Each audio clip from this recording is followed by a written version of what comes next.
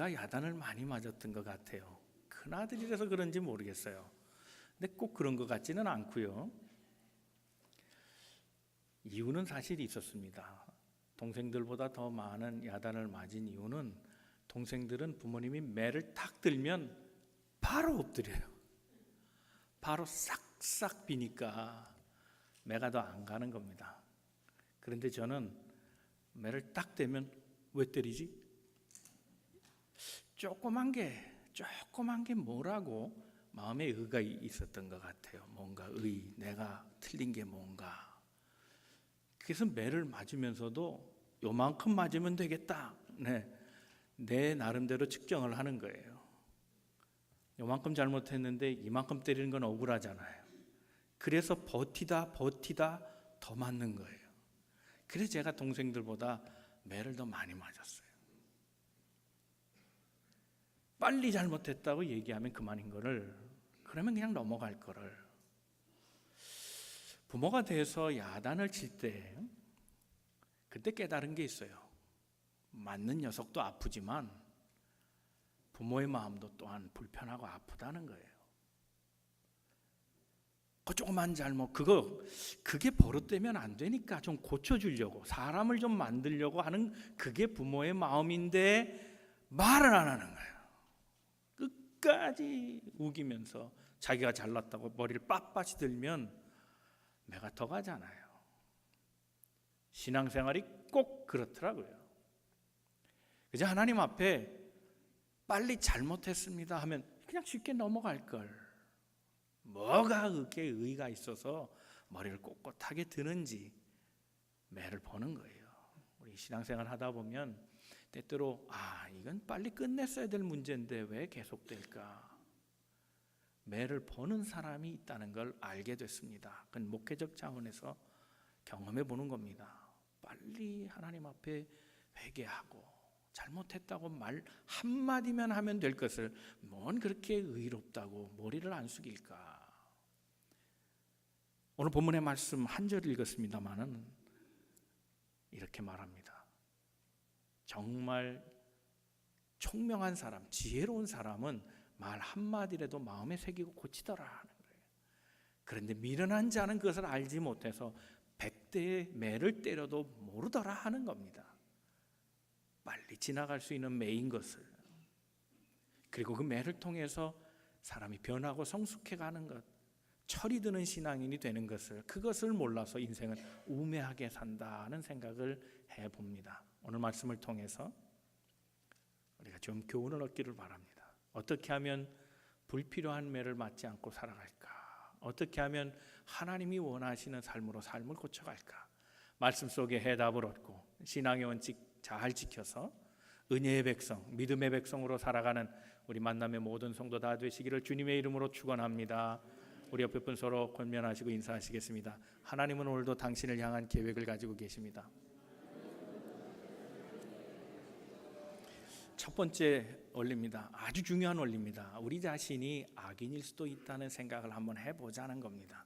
우리가 의인이라고 생각하기 때문에 징계를 못 받아요. 거부하죠. 우리 다 가능성이 있습니다. 악인일 존재, 악인일 가능성이 있는 존재들이라는 겁니다. 우리 하나님에 대해서 우리가 생각하는 바가 있습니다. 하나님은 좋으신 분이라는 겁니다. 맞는 얘기이긴 하지만 그러나 절반의 지식입니다. 때로는 징계도 하나님으로부터 온다. 하나님은 엄한 분이고 공의로운 분이라는 사실을 잊어서는 안 된다는 겁니다.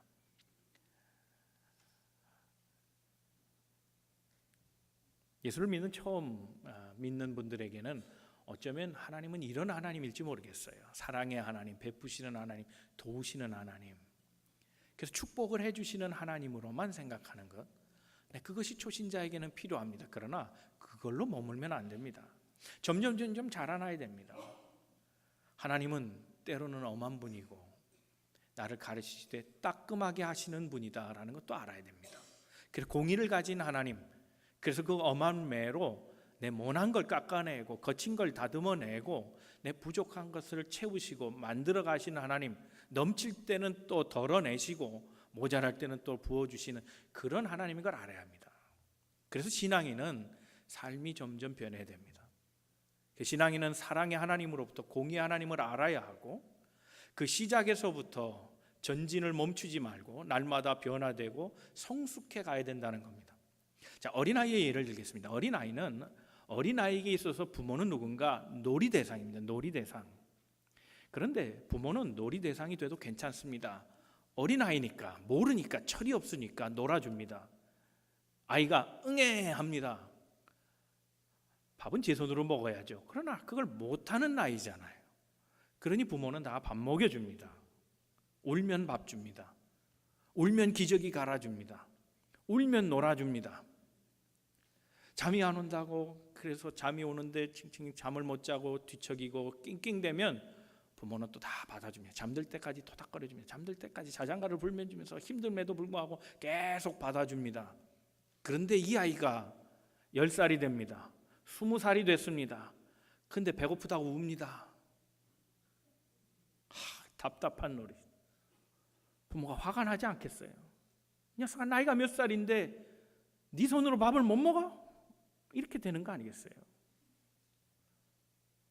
기저귀 갈아달라고 그러고 엄마 오늘 놀아줘, 아빠 내 친구 해줘, 그렇게 얘기한다면 부모의 마음이 얼마나 답답하겠습니까? 그거는 사랑의 대상이 아니라 징계의 대상입니다. 야단 맞아야 되는 겁니다. 때때로 우리 신앙인들이 생각하는 오해 중에 하나가 뭔가 하면 죄가 있으면 벌을 받고 벌을 받는 사람은 죄 때문이라고 생각하는 겁니다. 그러나 여러분, 그것은 세상 사람이나 믿지 않는 사람이나 보편적인 법칙이지 특별한 게 아닙니다. 새로운 거 아니잖아요. 당연한 거 아니겠어요? 그런데 신앙인에게는 다른 측면의 벌이 있습니다. 성숙하지 않으면 벌 받습니다. 이걸 모릅니다. 신앙인이 자라나지 않는다면, 영적으로 성장하지 않는다면 하나님이 답답해 하시고 성장하도록 매를 내신다는 겁니다. 철이 들게 하신다는 겁니다. 이게 징계입니다. 그래서 징계를 다른 말로 하면 디스플린입니다. 디스플린, 훈련시키는 겁니다. 그래서 매를 내는 겁니다. 야생의 조류나 야생의 포유류 어떤 것도 길들이려면 매를 내기도 합니다. 채찍질이 필요하다는 겁니다. 하나님께서 이렇게 우리를 다듬어 가시기 위하여, 성숙하게 하시기 위하여, 영적으로 자라나게 하기 위하여 징계도 주시는 분이라는 걸 알아야 합니다. 그럴 때 바로 그렇게 징계를 주시는 하나님이라는 걸 알 때 우리 자신의 마음이 열려져 있어야 된다는 겁니다. 나도 징계받을 수 있는 대상이다라는 걸 알아요. 그래서 우리는 우리 스스로가 의인이 아니라 나도 때로는 죄인일 가능성이 있다. 나도 실수하고 나도 잘못되고 나를 모를 수 있다는 사실을 알고 자기를 열어야 한다는 겁니다. 오늘 저는 세 가지 대지를 출애굽기 7장부터 10장까지의 말씀을 주로 얘기하려고 합니다. 모세를 통해 하나님께서 바로에게 보여주신 10가지 재앙과 그 10가지 재앙을 대항하는 바로의 모습을 보면서 우리의 모습을 조명하려고 하는 겁니다. 바로가 하나님의 재앙을 받아들이지 못한 이유가 뭡니까? 그는 스스로 자기를 하나님처럼 여겼고 죄인이라고 생각하지 않은 겁니다. 하나님이 너는 잘못했다, 내 백성을 구해내라, 보내라 라고 했는데 그는 마음을 열지 않았습니다. 내가 왜 자신의 의를 드러냈고 자신이 교만해졌으며 하나님과 대항하려고 하는 자로 서게 됐습니다. 결국 이 바로의 고집 때문에 한 번으로 끝날 재앙을 매를 버는 겁니다. 2번의 재앙, 3번의 재앙, 10번의 재앙까지 가게 됩니다. 끝낼 수 있는 재앙을, 한 번이면 될 재앙을 고집 부리다가 10번까지 지속되었습니다. 출애굽기 7장 13절 말씀입니다. 다 같이 말씀을 읽어보겠습니다. 시작. 그러나 바로의 마음이 완악하여 그들의 말을 듣지 아니하니 여호와의 말씀과 같더라. 바로의 마음이 완악했다 그랬습니다. 출애굽기 8장 15절 말씀에 이렇게 말합니다. 그의 마음을 완강하게 하여 그랬습니다. 출애굽기 8장 19절 말씀입니다. 요술사가 바로에게 말하되 이는 하나님의 권능이다 하였으나 바로의 마음이 완악하게 됐다 그랬습니다. 출애굽기 8장 32절에도 그렇게 얘기합니다. 바로가 이때에도 그의 마음을 완강하게 하여 그 백성을 보내지 아니하였더라 그랬습니다. 한 번이면 끝날 것을 돌이키지 않았습니다. 도리어 마음이 굳어졌습니다. 완강했고 완악했고 고집투성이었습니다. 여러분, 우리가 하나님께서 야단하는 것, 그 부모가 야단하는 것과 같다고 말씀드렸습니다. 회개하기 위함입니다. 돌이키고 사람 만들기 위하여 부모가 화내는 것처럼 하나님도 우리가 돌아서기를 원하시는 마음으로, 회개를 촉구하는 마음으로 우리에게 야단하시는 겁니다. 야단하실 때 그냥 회개하면 됩니다. 그 단순한 걸 견디지 못하고 도리어 하나님께 저항했습니다. 모세가 재앙을 내리기 전에 경고합니다. 회개의 기회를 주기 위해서 미리 얘기했습니다. 네, 안 받아들입니다. 결국 첫 번째 재앙부터 임하기 시작합니다. 그런데 그 모든 기회마다 다 거부합니다. 피의 재앙이 있었습니다. 강물이 피가 됩니다. 그런데 마음을 바꾸지 않습니다. 개구리 재앙이 임했습니다. 바꾸지 않습니다. 회개의 기회를 줍니다. 내일 하리라 그랬습니다. 그러면 하루의 시간이 있는 거 아닙니까? 하루 동안만은 좀 생각해 봐야죠. 진지하게 고민할 시간을, 하루의 여유를 주었는데도 하지 않았다는 겁니다. 우박의 재앙을 내릴 때는 하나님께서 미리 경고를 다 해주셨습니다. 집도 또 가축도 다 피하라 그랬습니다. 집안의 사람, 가축까지, 이방인 모든 사람들을 다 피하게 하셨음에도 불구하고 아무런 조치를 취하지 않았습니다. 기회가 주어졌는데도 넘어간 겁니다. 우리가 하나님의 징계에서 벗어나지 못한 이유가, 그 가장 큰 이유가 바로 우리 자신을 죄인의 위치에 놓지 않기 때문입니다. 항상 의인의 자리에 우리를 놓았습니다. 여러분, 우리가 드라마를 볼 때도 그래요. 드라마를 볼 때 소위 막장 드라마를 보면서 우린 누구 편에 섭니까? 한 사람도 아마 나는 저 못된 여자, 저 여자나 나는 아니라고 생각하죠. 그 못된 여자 때문에 고생당하는 주인공, 가련한 한 주인공 여자, 그게 나라고 생각합니다. 성경을 읽을 때 똑같습니다. 내가 출애굽기에 나오는 재앙의 얘기를 읽으면서 나는 언제나 모세 쪽입니다. 나는 한 번도 바로의 위치에 놓은 적이 없습니다. 도리어 바로가 재앙을 받을 때마다 통쾌해야 합니다. 내가 죄인일 가능성이 전혀 없습니다. 항상 나는 선한 쪽으로 두고 악한 자는 다른 사람이라고 생각하고, 항상 피해자는 나고 가해자는 남이라고 생각해 놓고 있기 때문에, 나는 항상 의인이고 누구는 항상 죄인이라고 판정해 놨기 때문에 결국 나를 안 고치는 겁니다. 내가 고쳐야 될 기회를 놓치는 겁니다. 한 번도 내가 변하지 않는 겁니다. 바꿔야 변합니다. 내가 죄인이라고 생각할 때 변화가 오는 겁니다. 내가 가해자일 수도 있다는 생각이 있어야 내가 삶이 바뀌는 겁니다. 나도 때로는 죄인이라는 생각을 해야 하나님의 말씀이 내 폐부 속에 들어오지, 의인이라고 생각하는 한 도리어 교만해지고 더 단단해지고 더 완강해지고 완악해질 뿐이라는 겁니다. 우리가 인간관계에서 문제가 생길 때도 있죠. 사람은 다 상호관계이기 때문에 100% 남의 잘못만 없습니다. 그걸 제일 잘 가르쳐주는 게 보험입니다. 보험, 자동차 보험 100% 이 사람 잘못입니다. 안 나와요. 그거 가만히 서 있다 박지 않는 한 운전 중에 발생한 사건은 반드시 5% 10%라도 책임을 물어요. 상대에게도. 그렇죠? 저만 그런가 보네. 여러분은 100% 다 여러분이 다 문제가 없고 남이 다, 그죠? 100% 남이 다 잘못한 거예요. 인간관계는 다 상호적인 거예요. 그래서 우리를 살펴야 됩니다.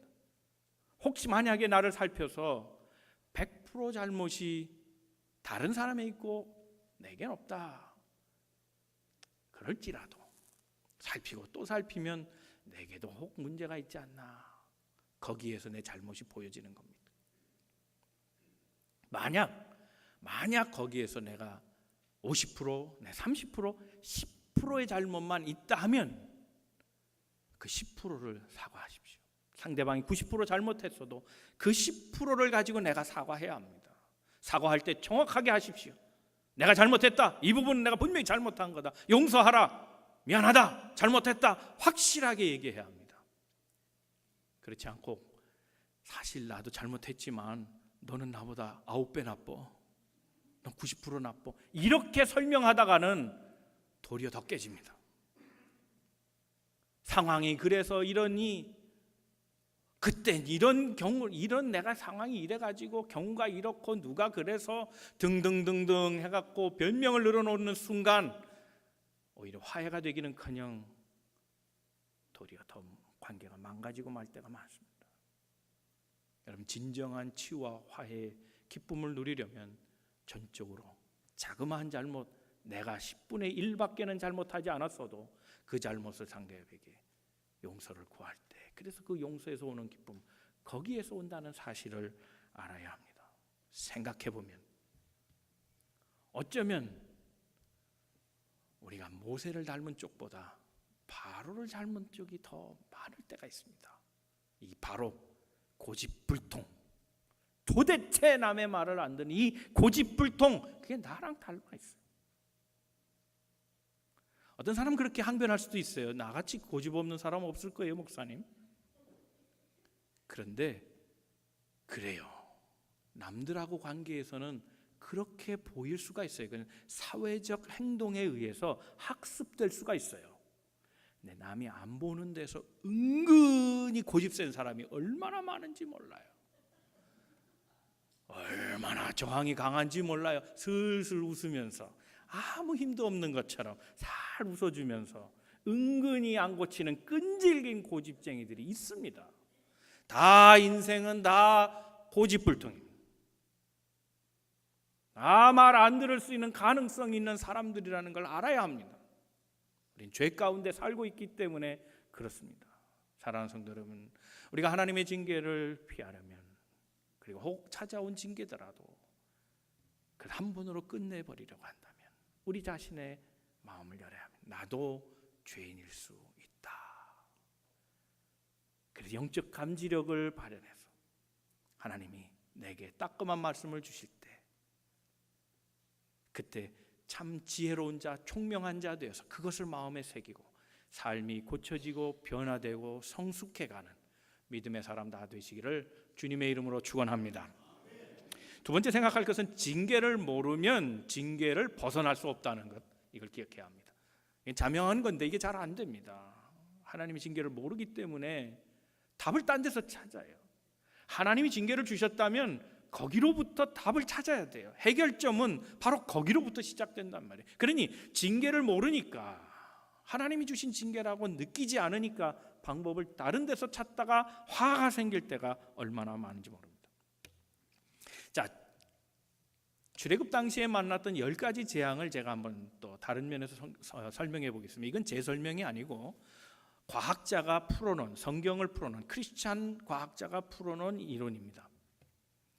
우리가 개별의 그 각각의 재앙들을 보면 이게 이적처럼 보입니다. 특별한 이적이라면 놀래겠죠. 아, 대단한 일이다. 그리고 마음을 바꿀 텐데, 이 과학자의 설명을 들어보면 이게 이적이 아니고 그냥 자연현상일 수 있다는 생각을 해봅니다. 우리 잘 아는 재앙 10가지가 뭡니까? 피, 개구리, 파리, 악질, 독종, 우박, 메뚜기, 흑암, 장자, 죽음, 이렇게 10가지 아니에요. 이것들 개별의 사건은 피, 강이 피가 됐어. 이건 기적이네. 근데 그렇게 설명을 안 해요. 이 과학자는 어떻게 얘기하는가 하면 우기 때가 되는 겁니다. 여러분, 이 델타, 퍼타일 델타, 그 나일 삼각주, 그 나일 강변 그 하구에서 물이 터져서 범람함으로 이 나일 지역이 전부 곡창지대로 변합니다. 근데 이게 안 터지면 오히려 곡창이 안 돼요. 그러니까 꼭 범람을 해야 돼요. 근데 범람할 때 보면 물이 빨간색이라는 거예요. 왜냐하면 상류 지역에 그 흙벽층들이 우기로 인해서 무너져 내리면서 그 진흙이 물에 섞이는 거예요. 그 진흙이 물에 섞이면서 급격하게 적조 현상이 일어나는 겁니다. 흙에 있던 박테리아가 물 속으로 다 들어와 가지고 산소를 다 잡아먹어요. 그 산소를 다 잡아먹으니 빨갛게 변한 데다가 그 안에 살던 개구리가 산소가 없으니까 밖으로 뛰쳐나와서 사람들에게 돌아다니고 집집마다 난리가 났다는 거예요. 그리고 박테리아로 감염된 개구리가 얼마 못해서 다 즉사해버리니까 개구리가 즉시 더운 지역에 썩기 시작하고 그래서 전염병이 창궐해서 악질이 걸리게 된다는 거예요. 그리고 많은 비가 내렸으므로 거기에 메뚜기 알들이 샥 번성해가지고 그 메뚜기가 떼를 이어서 날리는데 바람에 따라 이동하더라는 거예요. 그때 하나님께서 그 바람을 조종하셔서 북동풍으로 불어오는 바람을 동풍을 불게 하사 가나안 땅으로 이스라엘 쪽으로 빠진 것이 아니고 애굽 쪽으로 동풍이 부니까 서쪽 방향으로 날아가 갖고 이집트를 그냥 완전히 그 메뚜기 떼가 재앙으로 싹 쓸어버리는데 바로가 회개하니까 그래서 다시 하나님이 반대편 서풍을 불게 해갖고 홍해 쪽으로 빠져서 홍해에 다 죽었다는 거예요. 그럴듯하잖아요. 이게 엄청난 기적도 아니고 자연현상이에요. 그럴 수 있는 거예요. 연쇄적 반응이에요. 10가지 재능은 하나하나 연쇄적 반응이라는 거예요. 차라리 기적이라면 믿었을 텐데. 오늘 우리 일상의 삶에서 하나님이 보이신 확실한 징조가 있다면 사람이 피할 방법이 있겠습니까? 꼼짝없이 무릎 꿇겠죠. 때때로 우리 모든 일들이 다 이유가 있는 일들이에요. 사업을 하다 안 돼요. 사업이 다 잘 되는 사람이 어디 있어요? 자연현상이라고 생각해요. 때로 건강을 잃어요. 늙으면 병드는 거지. 다 자연현상이에요. 그러니 하나님의 징계일 때도 있지만 그냥 넘어가기 쉬운 거예요. 모든 질병이 다 하나님으로부터 온 질병은 아닙니다. 하나님 우리 건강하게 살기를 원하십니다. 그러나 간혹 그런 사인도 있다는 겁니다. 저는 가능성을 말하는 겁니다. 관계가 어려울 수도 있습니다. 인생사가 그렇지 뭐 만나면 헤어지는 거지 뭐. 거기서 어떤 교훈도 찾아내지 못합니다. 어떤 하나님의 음성도 삶 가운데는 들을 수 있는 방법이 없는 사람들이 있습니다. 다 모든 것들을 자연현상으로 치부해버리니까.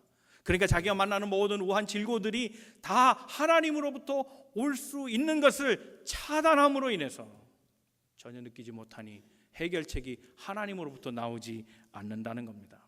물론 우리에게 고난 가운데 하나는 그리스도의 제자 됐기 때문에 만나는 고난이 있습니다. 주님 때문에 당하는 고난이 분명히 있습니다. 베드로전서 2장 20절입니다. 다 같이 한번 말씀을 읽겠습니다. 시작. 죄가 있어 매를 맞고 참으면 무슨 칭찬이 있으리요? 그러나 선을 행함으로 고난을 받고 참으면 이는 하나님 앞에 아름다운 일입니다. 선한 일 하다가 주의 일을 하다가 주님의 제자 되어서 받는 고난과 우리가 죄를 지어서 받는 고난은 구별할 필요가 있습니다. 선한 일을 하다가 그랬다면 기뻐할 일입니다.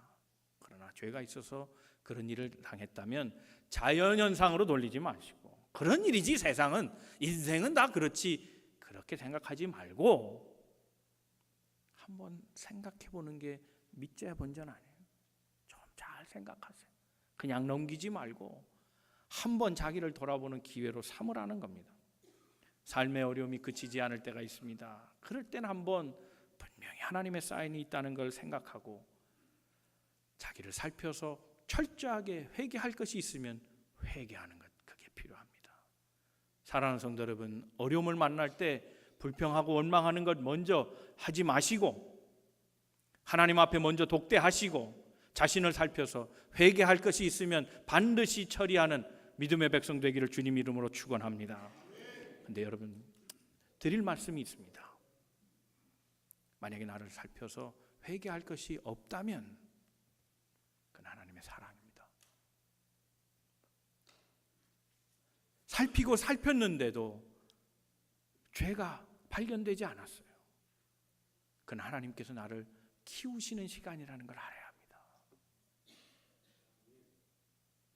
그렇잖아요. 제가 지금 아버지한테 듣는 교훈이 있습니다. 80 중반 되신 아버님이 50 중반 된 아들한테 꼭 얘기하는 게 있습니다. 엄청나게 놀라운 이야기들을 하십니다. 무슨 얘기 하시는지 아십니까? 이런 얘기합니다. 아들아, 예수 잘 믿어라. 저 그 얘기 듣고 삽니다. 요즘. 이 얘기는 제가 어릴 때부터 지금까지 50년 듣고 산 얘기입니다. 기도 많이 해라. 성경 많이 읽어라. 예수 잘 믿어라. 엄청난 얘기 아닙니까? 이 얘기를 왜 하십니까? 저를 훈련하시는 거예요. 제가 모르는 얘기 아니잖아요. 제가 하고 있는 얘기 아닙니까? 너무 유치한 수준의 얘기를 하는 거 아닙니까? 근데 저는 그 말씀에 꼼짝없습니다. 정말 잘 믿어야겠다는 생각을 하지, 아버지가 이제 가실 때가 됐나 그렇게 생각하지 않습니다. 그게 사랑으로 느껴지기 때문입니다.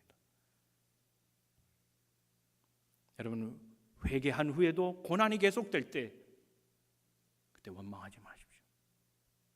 회개한 후에도 고난이 계속된다면 하나님이 지금 나를 다루고 계시는 기간, 나를 더 인내하게 하시고 나를 더 성숙한 사람 되게 하셔서 하나님이 큰 자 만드시기 위한 훈련의 시간인 것을 기억하시고, 정서상 슬픔과 고난과 아픔 속에 있다 할지라도 의지적으로는 그런 하나님 바라보고 믿음을 잃지 말고 도리어 기뻐하고 하나님 손에 내가 있음을 감사하는 성도들 되시기를 주님 이름으로 축원합니다.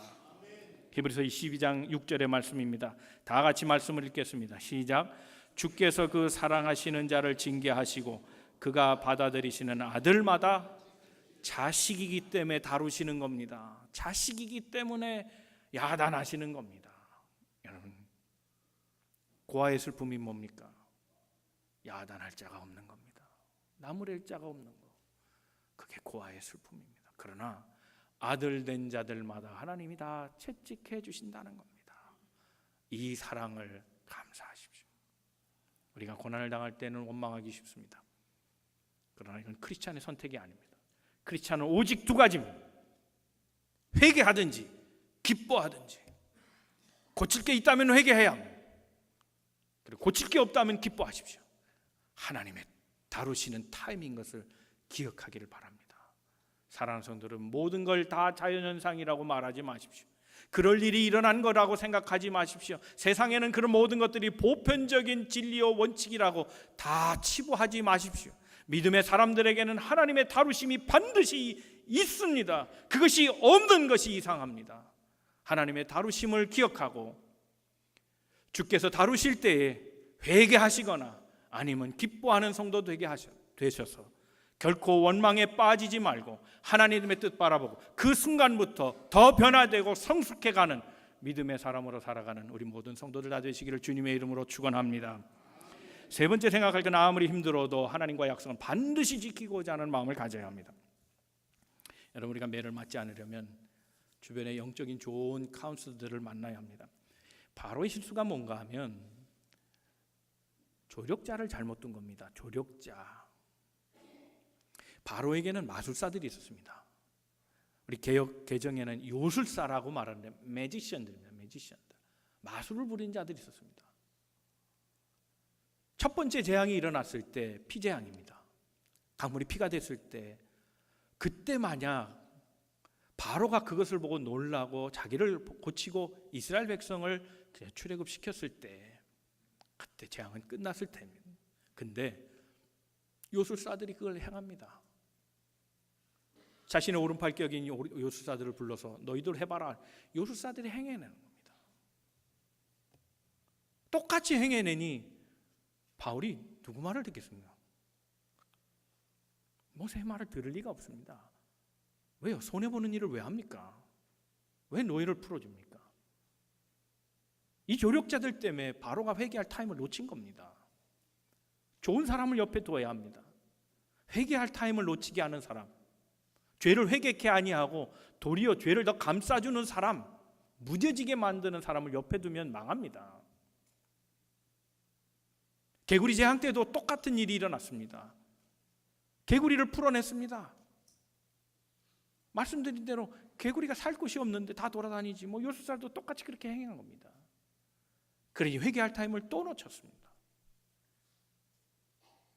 그러다 결국 이 조력자를 하나님이 직접 다루십니다. 하나님이 직접 다루시는 내용을 출애굽기 9장 11절에 말씀하고 있습니다. 다 같이 한번 읽어보겠습니다. 시작. 요술사들도 악성 종기로 말미암아 모세 앞에 서지 못하니 악성 종기가 요술사로부터 애굽 모든 사람에게 생겼습니다. 요술사 자신을 하나님이 먼저 치셨습니다.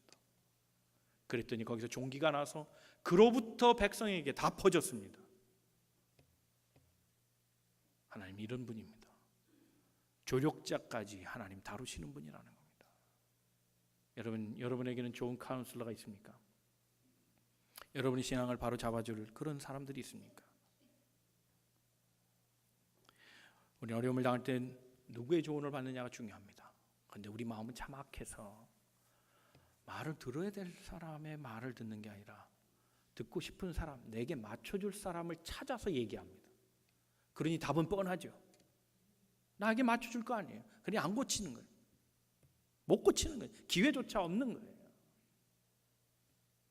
들어야 될 하나님의 말씀은 듣지 아니하고 사람의 말을 들을 때 문제가 해결되는 게 아니라 화를 부를 수가 있습니다. 여러분, 사람에게 조력을 구할 때도 그렇습니다. 인생을 성공한 사람에게 물으십시오. 결혼관계 문제가 생긴 사람들은 누구에게 물어야 합니까? 신앙의 사람에게 물어야 합니다. 기도 열심히 하고 말씀 중심으로 살아가는 삶, 그 삶을 살되 결혼에 문제가 없는 분들, 성공적으로 위기를 잘 극복하고 살아가신 그런 분들에게 노하우를 물어야지. 그렇지 않고 가정이 깨진 사람한테 물어봐야 안 되는 겁니다. 여러분, 환자는 환자를 만나서 병을 고치는 게 아닙니다. 환자는 의사를 만나야 고칩니다. 우리 다 환자입니다. 인생의 환자는 누구를 만나야 합니까? 의원 대신 하나님을 만나야 고치는 겁니다. 하나님이 그 속에 없는 자들과 조력을 구할 때 인생은 도리어 망가지지 해결되는 법이 없습니다. 그러므로 하나님을 잘 믿는 신앙인들에게 도움을 구할 수 있기를 바랍니다. 그래서 목사가 있는 거고, 그래서 교육자가 있는 거고, 그래서 동산지기가 있는 겁니다. 우리의 신앙생활 잘하는 모범된 분, 하나님을 신실하게 믿는 분들에게 조언을 구하되 세상 사람들에게 머리 숙이고 도움을 구하지 마십시오. 믿음의 사람이 할 일이 아닙니다. 더 나아가서 매를 맞지 않으려면 이후로 하나님과의 약속, 그것은 반드시 지켜가는 훈련을 해야 합니다. 여러분, 바로가 조력자의 말을 듣고 마음을 바꾸면서 그는 모세 앞에 했던 모든 얘기들을 다 취소합니다. 출애굽기 8장 8절입니다. 다 같이 한번 말씀 읽겠습니다. 시작. 바로가 모세와 아론을 불러 이르되 여호와께 구하여 나와 내 백성에게 개구리를 떠나게 하라. 내가 이 백성을 보내리니 그들이 여호와께 제사를 드릴 것이라. 그랬습니다. 개구리 재앙이 있을 때 그때 그 깜짝 놀라며 바로가 약속합니다.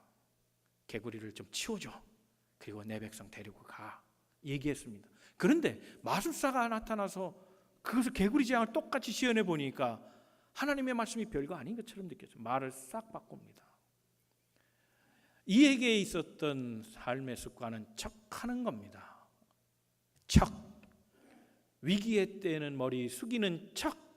위기가 지나면 고개 빳빳이 드는 것, 이것이 습관이 된 사람입니다. 화장실 들어갈 때, 화장실 나올 때가 다른 사람, 이것이 습관화되어 있는 사람, 그래서 말을 수시로 바꾸는 사람, 이 사람을 조심해야 합니다. 행동학자들이 얘기할 때 사람의 습관은 300번 이상 주어지면 그것이 운명처럼 따라붙는다 그랬습니다. 이것을 거꾸로 말하면 사람이 습관을 고치려면 300번 이상의 시도를 해야 합니다. 사랑하는 사람들은 술, 담배 끊으려고 하는 분들이 있다면 300번까지 참아주셔야 합니다. 한 번 하고 또 다시 또 끊지 못하고 또 하고 그럴 때 야단하지 마십시오. 300번 기다려 주십시오. 안 고쳐집니다. 왜? 이미 습관화된 게 때문에 그렇습니다. 바로는 말 바꾸는 것이 습관화되어 있습니다. 믿음의 사람은 약속을 지키는 것을 습관화해야 합니다. 그러므로 300번 이상 시도해야 합니다. 약속을 지키는 노력을 꾸준히 해야 합니다. 사랑, 약속했으면 사랑하는 것을 훈련하고 끝까지 시도해 봐야 합니다. 용서도 습관이 되도록 하십시오. 용서가 습관이 되도록 하려면 300번 용서해 줘야 합니다. 그래서 예수님은 우리들에게 말합니다. 베드로에게 답을 주실 때 사람이 누구를 용서할 때는 40씩 7번을 하라는 겁니다. 70번씩 7번씩 용서해 주라고 말하면 한 타임, 하루에 한 케이스로 490번을 용서하라는 겁니다. 그것이 무슨 얘기입니까? 용서가 습관이 되게 하라는 겁니다. 약속을 지키는 사람이 되려면 하나님의 약속을 지키는 것을 꾸준히 시도하고 연습해야 합니다. 그래서 신실한 사람, 믿을 만한 사람이 돼야 합니다. 많은 사람들이 중병에 걸릴 때는 하나님 살려주세요, 살려주시면 제가 제산에 얼마를 드리고 이제 앞으로는 이런 삶을 살겠습니다 얘기하지만 병을 고친 다음엔 그때는 그랬고,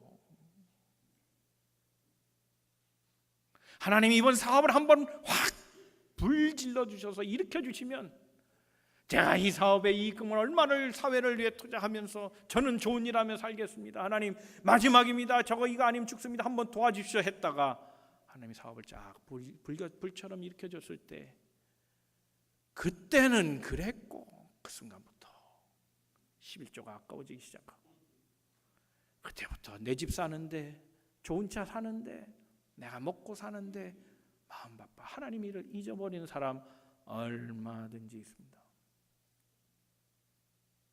제가 들은 어느 분의 얘기입니다.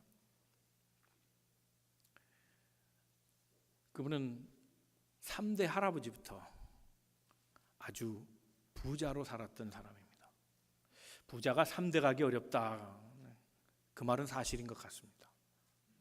그런데 이분은 3대가 넘어서도 제 일을 잘 관리하는 그런 방법을 아셔서 검소하게 살고 단촐하게 삶을 살며 그렇게 기름진 거 먹지 않고 넥타이를 3,000원, 5,000원 이상짜리 사본 적이 없답니다. 그렇게 아끼고 절약하며 살면서 돈을 많이 모았다. 어느 날 좋은 집터에 비싼 재료를 들어서 집을 짓기 시작하는데 정기검진을 하다가 그만 몸에 암을 발견하고 말았습니다. 그 암이 생기면서 인생이 달라졌습니다. 다행히 암은 큰 암이 아니어서 잘라내기만 하면 큰 문제가 없는 그런 암이었답니다. 그런데 이분은 그 자그마한 암을 가지고 인생을 바꿨습니다. 많은 경우에 사람들이 아이고 다 기계도 50년, 60년 쓰면 다 망가지는 건데 병은 있는 거지 그렇게 생각하면 인생의 전환점은 전혀 없습니다. 인생은 달라지지 않습니다. 근데 이분은 잘라내면 금방 다 낫는 병인데도 불구하고 심각하게 받았습니다. 하나님의 사인으로 받았습니다. 내가 그동안 이렇게 절약하고 살았는데 갑자기 나를 위해서 내가 큰 집을 짓겠다고 하니 하나님이 뭔가 사인을 보내신 거다.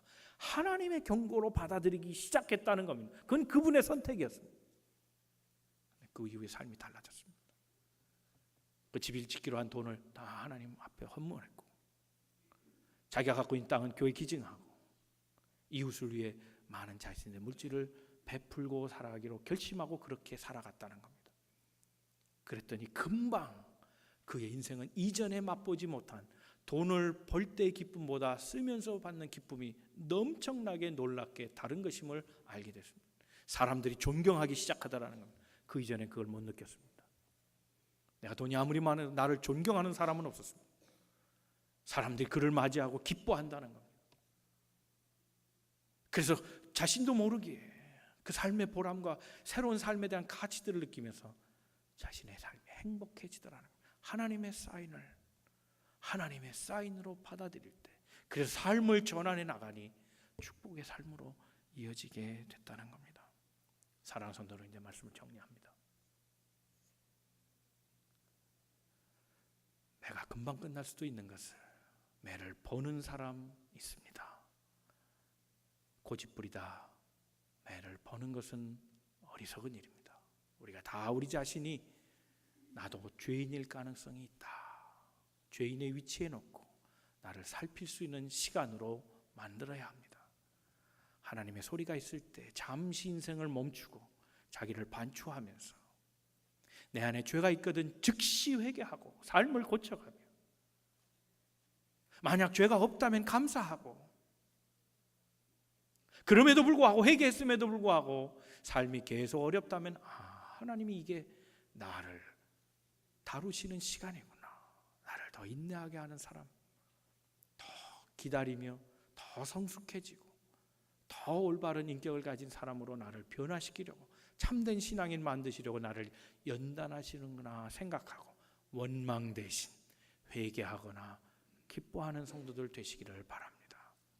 하나님과 약속한 것이 있다면 이후로 지키십시오. 다시 징계가 찾아오지 않도록 약속을 지키는 사람 되십시오.